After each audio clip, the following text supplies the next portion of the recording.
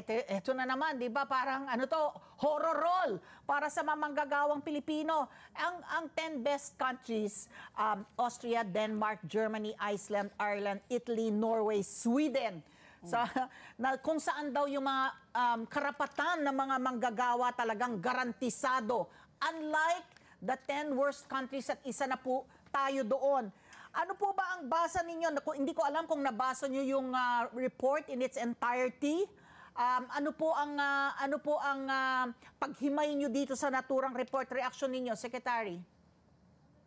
Ali at Patty, nakalulungkot po na meron namang binigay na ganyang klaseng rating ang ITUC na hindi naman po talaga sasalabihin sa tunay na kalagayan ng ating manggagawa sa Pilipinas. At medyo nakalulungkot at dahil hindi makatwiran, dahil kung gagamitin natin mismo yung kanilang sariling batayan ng pagbibigay ng grado, hindi po katanggap-tanggap talaga na nasa number 5 tayo.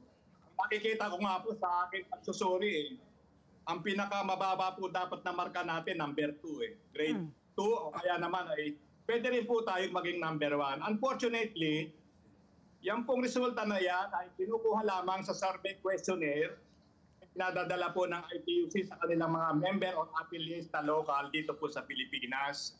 At siguro po ay hindi naman masasabi natin na dito sa Pilipinas wala pong kalayaan ng mga manggagawa, hindi po pinagalang ang karapatan. At kung ganyan po talaga ang sitwasyon, bakit po kaya ditong nakaraang International Labor Conference sa aking dinaluhan at ako po ay umuwi lamang nakaraang Sabado, ang Pilipinas po ay ma-elect bilang miyembro ng governing body. Yun po ay isa sa mga highest policy-making body ng ILO. At yung pong huling panahon na tayo po ay nakaupo dyan ay 2008. Ito pong 2024, tayo po ay magiging bahagi ng nasabing governing body at karagdagan sa unang pagkakataon, Ali at Patty, tayo po ay mauupo sa Committee on Freedom of Association sa loob ng 3 taon. At karagdagan pa, tayo po ay magiging bahagi ng board. Ito pong International Training Center na nakabase sa Turin, Italy. Ito po ang aking babasahin. Pagkilala po ito ng ating patuloy na pag-iimplementa ng mga reforma na layunin talaga ating matugunan yung ating pong mga international commitments, ating pong mga convention na niratify. So, dapat po siguro tignan lang ding mabuti ano po ba ang pinanggagalingan nito. Meron po kasi mga kaso na inireklamo ng local affiliates po ng ITUC, may kinalaman sa violence, harassment, at ilan po ay nagbunga ng mga killings na hindi naman po ipinagwawalang bahala. Lahat po sa kasalukuyang administrasyon, ginagawan po ito ng hakbangin ng ating pamahalaan upang matugunan yung kung ipinapaabot na reklamo dito po mga punyon na bahagi nga po ng ITUC. Oo. So Secretary, sabi nyo nga na pinapadala, parang may questionnaire lang po na pinapadala sa mga miyembro, tapos nagiging kadalasan po na reklamo, red tagging, violence, abductions, arbitrary.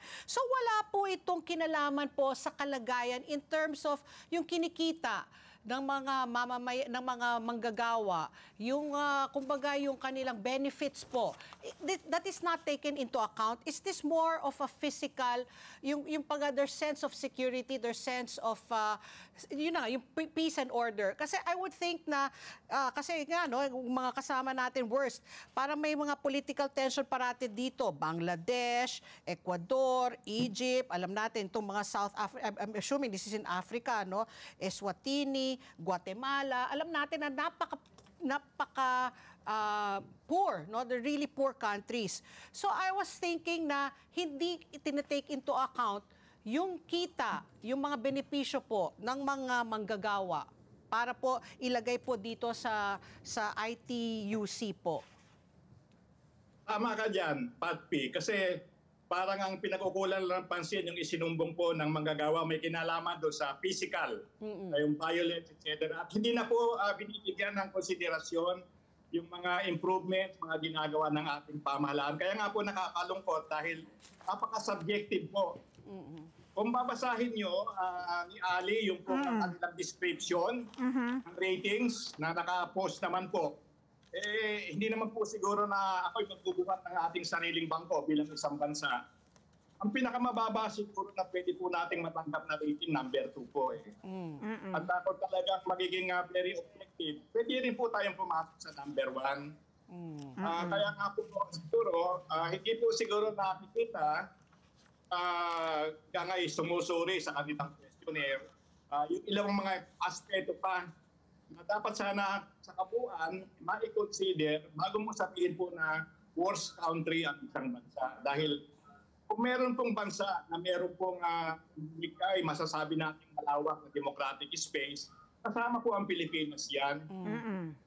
Yan naman po, siguro hindi lamang sa administrasyon na ito, pinaiigting lang po ng administrasyon na ito yung ating pong mga commitment sa international conventions, nang sa ganun po mapangalagaan natin ang reputasyon ng ating bansa na magbubunga din naman po ng respeto at magkilala sa ating pong bansa at isang pwedeng paglagakan po ng puhunan ng mga negosyante, lalo na po ng ating alalahanin na Pangulo na po ang patuloy na nag-promote ng ating bansa sa destination or a haven for investment ng mga foreigners po. At yun nga po, nabanggit ko yung tatlong bagay, tatlong mekanismo na kung saan ay nakapasok po ang Pilipinas sa taong ito.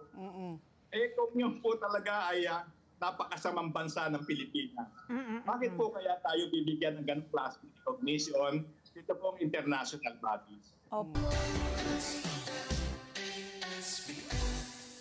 Let's get together. Sunday 25.